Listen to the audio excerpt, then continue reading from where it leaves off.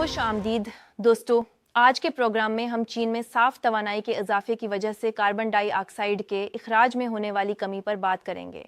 یہ نئی تحقیق بتاتی ہے کہ کیسے چین نے پہلی بار اپنے CO2 اخراج کو کم کیا ہے۔ جی ہاں، یہ واقعی دلچسپ ہے کہ چین کی صاف توانائی کی پیداوار نے تیزی سے بڑھتی ہوئی بجلی کی طلب کے باوجود اخراج کو الٹ کر رکھ دیا ہے۔ یہ تبدیلی کس قدر اہمیت رکھتی ہے؟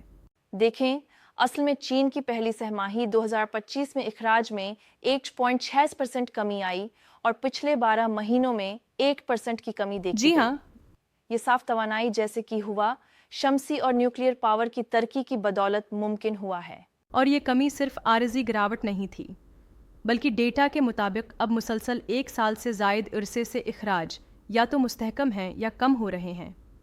لیکن یہ صرف 1% کی کمی ہے، جس کا مطلب ہے کہ اگر کچھ بھی غیر معمولی ہو گیا تو اخراج پھر سے اوپر جا سکتے ہیں۔ بالکل صحیح، یہ ایک نازک توازن ہے۔ یہ نظام اس وقت مثالی ہے جب نئی صاف توانائی کی پیداوار میں اضافے نے کوئلے سے چلنے والی برقی پیداوار کو کافی حد تک کم کر دیا ہے، اور اس میں یہ بات نمایاں ہے کہ پرانے دور میں کمی کا سبب سست روی تھا، لیکن اب اصل تبدیلی صاف توانائی کی بڑھوتری ہے۔ ایک اور دلچسپ پہلو یہ ہے کہ پاور سیکٹر میں کوئلے کے استعمال میں بھی کمی دیکھی گئی ہے، جبکہ شمسی اور ہوائی توانائی نے تیزی سے قدم جمائے ہیں۔ یہ تبدیلی یوں سمجھیں اس جیسے ہے جیسے اچانک ایک بھاری بوجھ کو ہلکے پھلکے بال کے ساتھ بدل دیا جائے۔ یہ مطلب کہ توانائی کی پیداوار کے دوران کوئلے کی کھپت کم ہو گئی ہے۔ ٹھیک کہہ رہے ہو، اور یہ بھی دیکھا گیا ہے کہ ہائیڈرو پاور میں بھی استحکام آیا ہے۔ اس کا مطلب یہ ہوا کہ شمسی، ہوا اور نیوکلیئر پاور نے بنیادی کردار ادا کیا ہے، لیکن یہ سب کچھ صرف بجلی کے شعبے تک محدود نہیں ہے۔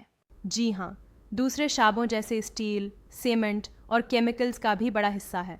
سیمنٹ میں اخراج 2021 سے 37% تک گھٹ چکے ہیں، لیکن باقی شعبوں میں اب بھی چرپر رہنے کا امکان ہے۔ صحیح بات ہے۔ خاص طور پر کوئلے سے کیمیائی صنعت میں تو ابھی بھی اضافے کا رجحان ہے، بلکہ یہاں کچھ حد تک استحکام کی ضرورت ہے۔ اب اس کے علاوہ اقتصادی عوامل بھی بہت اہمیت رکھتے ہیں۔ یوں سمجھیں، امریکی تجارتی ٹیرف نے چین کو اپنے اندرونی بازار کو مضبوط بنانے کی طرف راغب کیا ہے۔ چین نے اس کے جواب میں اپنے خطوط کو بدلنے اور مقامی کھپت پر زور دینے کی کوشش کی ہے۔ یہ اقتصادی تحریکیں، جسے کہا جا رہا ہے کہ 2 نئی پالیسی، چین کے صاف توانائی کے شعبے کو مزید فروغ دیں گی۔ بالکل۔ یہاں تک کہ نئی پالیسیوں کے تحت ٹارگٹس کا تعین بہت اہمیت کا حامل ہو گیا ہے، جیسے اگلی 5 سالہ منصوبہ بندی۔ اور ایک دلچسپ بات یہ بھی ہے کہ نئی تجدیدی توانائی کی قیمتوں کی پالیسی نے بھی مارکیٹ میں ہلچل مچا دی ہے۔ اب نیا تعین شدہ نظام یہ کہتا ہے کہ شمسی اور ہوائی منصوبوں کو براہ راست معاہدوں کے ذریعے قیمتیں ملیں گی، جس کی وجہ سے ابھی فوری طور پر تنصیبات میں تیزی دیکھی گئی ہے۔ مارچ میں شمسی کے 23 گیگا واٹس اور ہوا کی 13 گیگا واٹس کی تنصیب نے ریکارڈ توڑنے والے اضافہ دکھائے۔ مگر یہاں ایک نکتہ میری رائے میں تھوڑا چیلنج کرنے والا ہے۔ جی ہاں، آپ کیا کہتے ہیں؟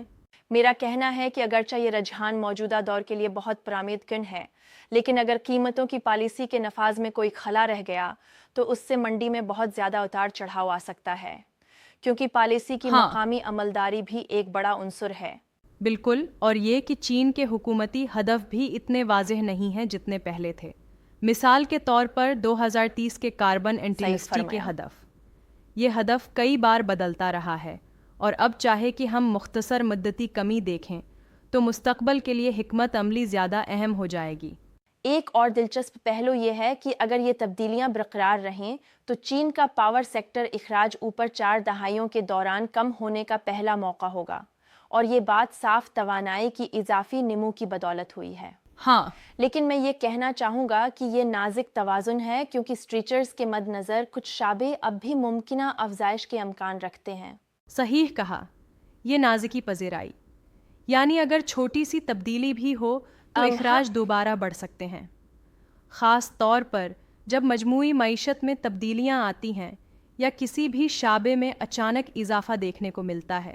مزید برآں، کلین انرجی کے شعبے میں نیوکلیئر پلانٹس کی منظوری اور تعمیر بھی تیزی سے ہو رہی ہے، جس سے مستقبل میں مزید صاف بجلی ملے گی۔ جی ہاں، اور یہ چین کے لیے ایک اہم قدم ہے، کیونکہ انہیں اپنے مستقبل کے اخراجی ہدف کو پورا کرنا ہے۔ یہ ورژن بالکل اس جیسے ہے जैसे अचानक एक पल को इस्तेहकाम मिल जाए, मगर फिर भी अगर कोई गैर मुतवक्का माली या इक्तिसादी झटका लगे तो क्या होगा? ये सारा मामला पॉलिसी के निशानात पर मुनहसर है। अब हम बात करते हैं कि इक्तिसादी महरकात और अमरीकी टैरिफ्स का क्या असर रहा है। चीन ने अपने बरामदात पर असर अंदाज हुए अमरीकी टैरिफ्स के जवाब में मकामी खपत को फ़रोग देने पर जोर दिया है। दरअसल ये एक तवाज़ुन पैदा करने की कोशिश है कि सनाती शाबा और सार्फिन दोनों मुतहर्रिक रहें, और ये कोशिश मजमूई तौर पर इखराज में कमी का बास बन सकती है, बशर्ती का वो साफ तवानाई पर सही तरीके से सरमाया कारी करें। जी हाँ, लेकिन अगर सरमाया कारी अभी तक रवायती सनातों में ही हो तो हमें मज़ीद चैलेंज का सामना करना पड़ सकता है। इसीलिए हमें देखना होगा कि अगले 5 सालों में चीन अपनी पॉलिसियों को कैसे ढालता है। ज़्यादातर डेटा ये बता रहा है कि अगर साफ तवानाई के इजाफे का रुझान बरकरार रहा तो एब्सोल्यूट एमिशन में कमी मुमकिन है, लेकिन पॉलिसी में किसी भी किस्म की छूट या नाकामी से ये तवाज़ुन दोबारा बदल सकता है।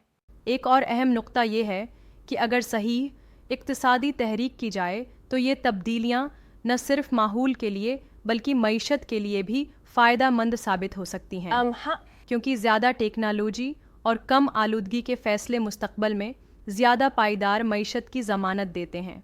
दरअसल ये पूरा मंजरनामा हमें ये सिखाता है कि तवानाई के शाबे में तब्दीलियाँ, चाहे वो कोयले के कम इस्तेमाल की सूरत में हों या साफ तवानाई की अजाफे की सूरत में, दोनों ही बीन अलमज़ाहिब माशी और माहौलियाती पॉलिसियों के गहरे ताल्लुक को ज़ाहिर ज़रूरी करती गेम हैं। चेंजर है।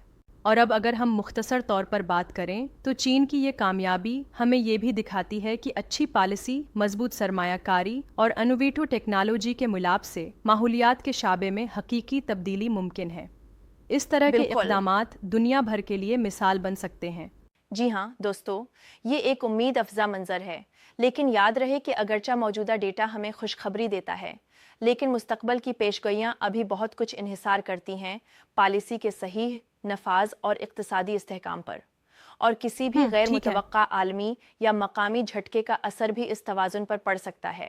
ऐसे में ये कहना मुनासिब होगा कि चीन की हिकमत अमली और मुस्तकबल की पॉलिसी तनाज़ात और इक्तिसादी अवामिल के लाइट और डार्क दोनों पहलुओं को मद्देनज़र रखते हुए तैयार की जानी चाहिए। बिल्कुल यही चैलेंज है जिसका सामना दुनिया भर को करना है। अच्छा, ये सब बातें हमें बताती हैं कि चीन की क्लीन एनर्जी का सफ़र एक नया बाब शुरू कर रहा है, जो कि नॉट ओनली माहौलियात बल्कि मईशत और बीन अक़वामी ताल्लुकात में भी नुमायां तब्दीलियां लेकर आएगा। और ये एक मिसाल है कि कैसे टेक्नोलॉजी और मंसूबाबंदी के ज़रिए हम मुस्तकबल को बदल सकते हैं। आखिर में ये कहना मुनासिब होगा कि हमें इस तब्दीली की निगरानी जारी रखनी चाहिए, क्योंकि 1% की कमी भी एक बार फिर नक्श बदल सकती है। मुस्तकबल की पॉलिसी और इक्तिसादी इस्तेहकाम ही दरअसल हमें नई बुलंदियों तक ले सकते हैं। जी हाँ, और इस गुफ्तगू से हमें ये सबक मिलता है कि माहौलियाती तब्दीलियाँ अक्सर पेचीदा अवामिल का मजमुआ होती हैं, जहाँ साफ तवानाई और इक्तिसादी तहरीकें एक दूसरे को मुतवाज़न करती हैं। हाँ, ये वाकई सोचने वाली बात है। तो दोस्तों, आज का हमारा प्रोग्राम एक तवील मगर जामा गुफ्तगू थी, जिसमें हमने चीन के क्लीन एनर्जी के इजाफे और CO2 इखराज में कमी के बारे में बात की।